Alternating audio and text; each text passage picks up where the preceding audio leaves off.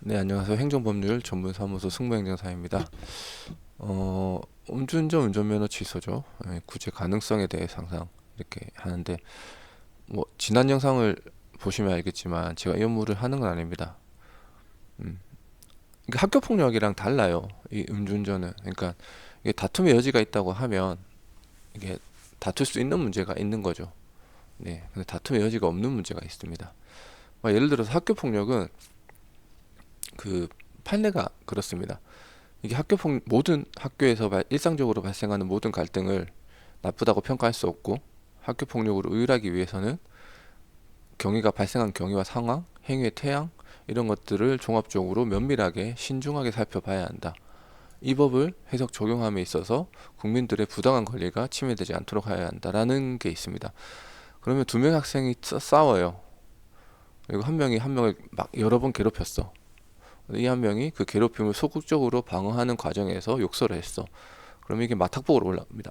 마탁폭으로 올라가는데, 이 친구가 행위를 한 거는 뭐 어쨌든 빼박이죠. 근데 이 친구가 피학생임에도 욕설 한번 한 걸 가지고 학교 폭력이 성립될 수가 있느냐라는 문제가 발생을 합니다.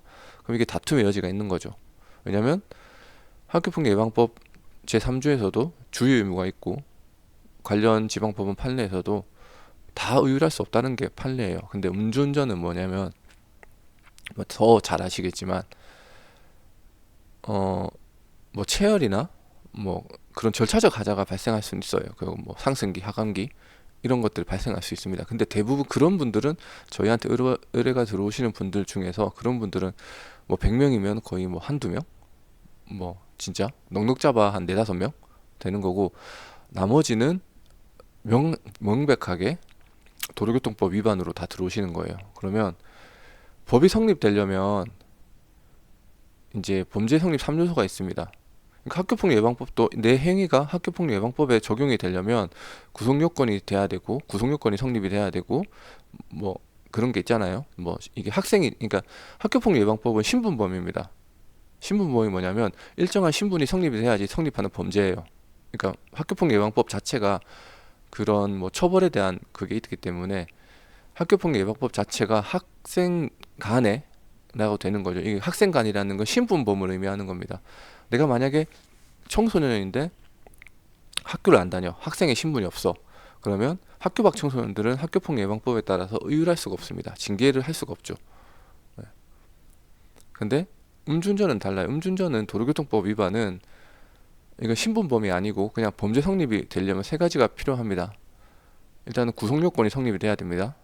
두 번째, 위법성이 있어야 되고요. 세 번째, 책임에 대한 그런 문제가 발생합니다. 자, 그러면 아까 100명 중에서 절차상 하자를 다투시는 분들 넉넉 잡아 5명 정도를 제외하고 95명은 그냥 무조건 0.08%가 넘은 사람들이에요. 네. 그러면 구속요건, 술에 취해서는 술을 마시고 운전대를 잡으면 안 된다라는 게 구속요건이에요. 첫 번째, 마시고 술을 마셨어요. 운전대를 잡았어요. 그러면 하면 안 된다라고 했는데 했어. 그럼 이거는 구속요건이 성립이 되는 거예요.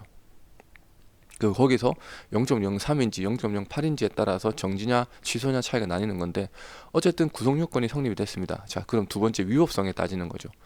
위법성의 조각이 되는 사유가 크게 정당방위와 긴급피난이 있습니다.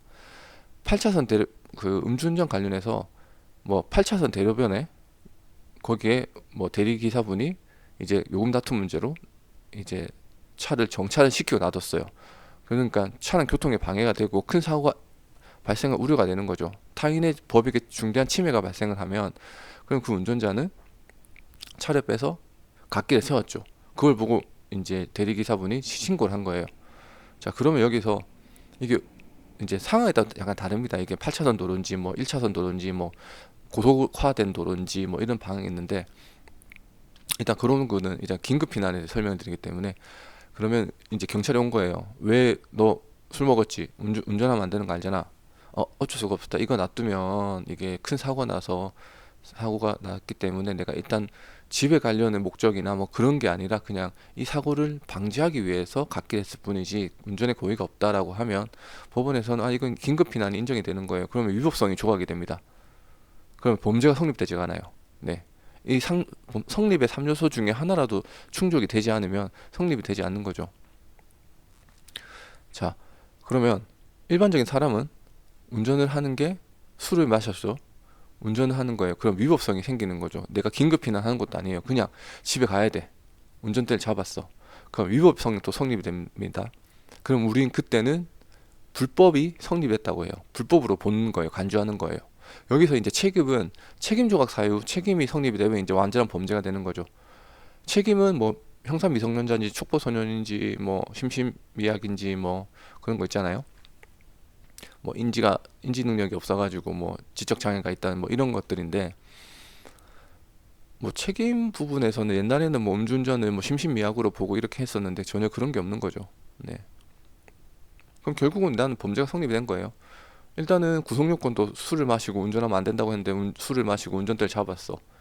그리고 그 다음에 내 위법성 또 조각 사유가 없어. 그럼 불법은 성립이 됐습니다. 이제 책임도 성립이 됐어. 그럼 이제 범죄가 성립이 되는 거죠. 그러면 이런 사건들에서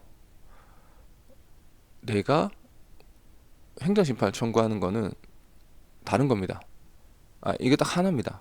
부당성.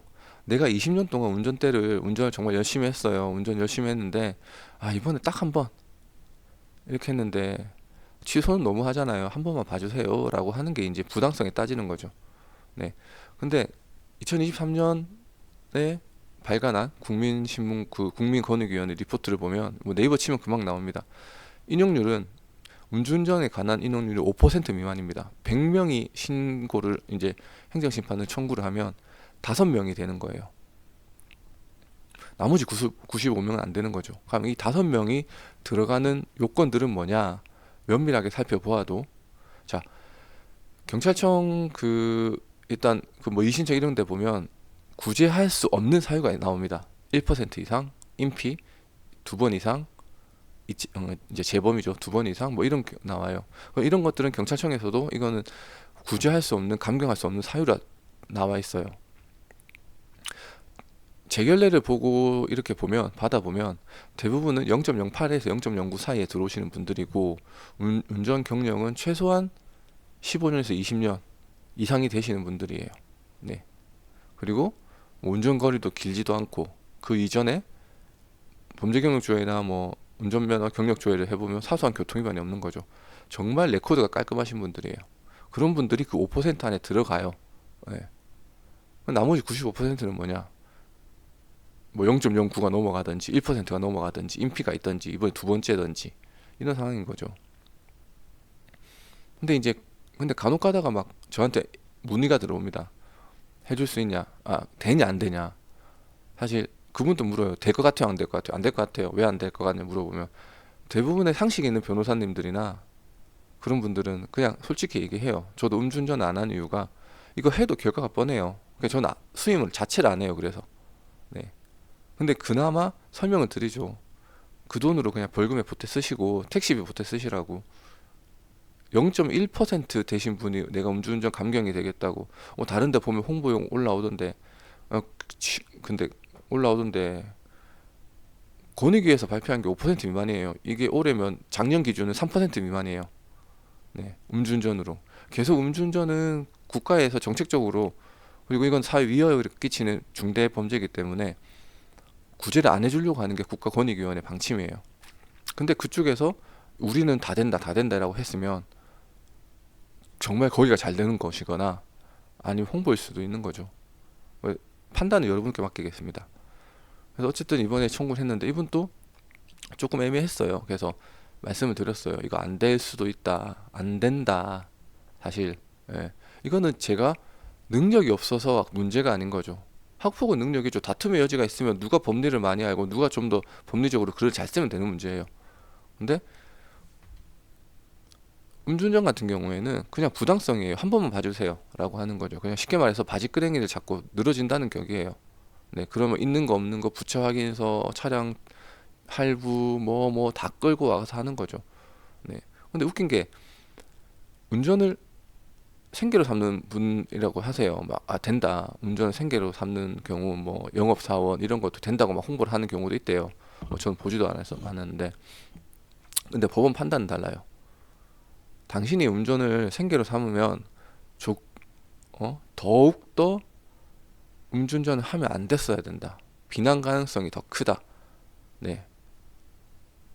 비난 가능성과 이런 그런 행위에 대한 비난 가능성이 더 크기 때문에 오히려 너는 운전대를 잡으면 안 되고, 운전을 너가 정말 생계로 했다면 그러한 행위를 해서는 안 된다. 그래서 행정청의 처분은 합법이다. 위법하지 않다.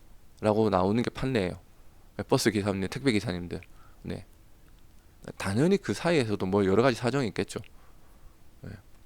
그러니까 결론은 이건 거죠.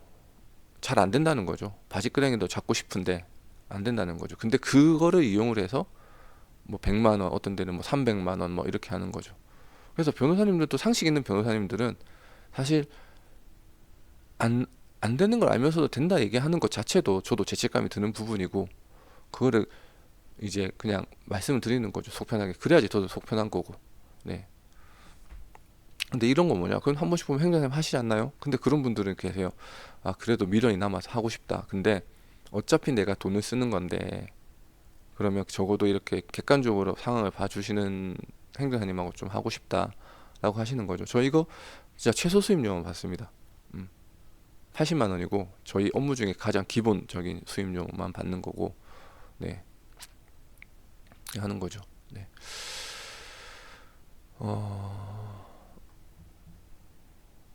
이분은 일단 하고 있습니다. 2024년에 들어간 거라서 아직 재결례가 안 나와가지고 하고 있는 건데, 아무튼 그래요. 사실 저희는 뭐 지난번에 어떤 분이 오셔가지고 막 한참 계속 한 전화 10번 온 거죠. 뭐 다른 데는 이렇게 이렇게 얘기하는데, 그럼 글로 가시면 됩니다.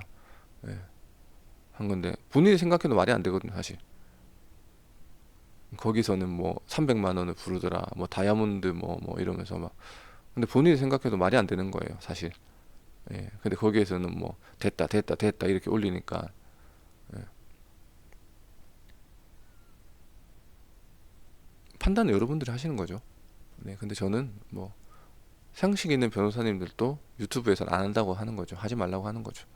네. 그래도 또 저희한테 의뢰를 하시게 되면 최선을 다하긴 합니다. 그렇다고 뭐안 되는 거 대충대충 한다는 의미가 아니라, 그러한 사정을 알고도 미련이 남을 것 같아서 의뢰하시는 분들, 이런 분들처럼 그런 분들은 정말 최선을 다하고 있죠.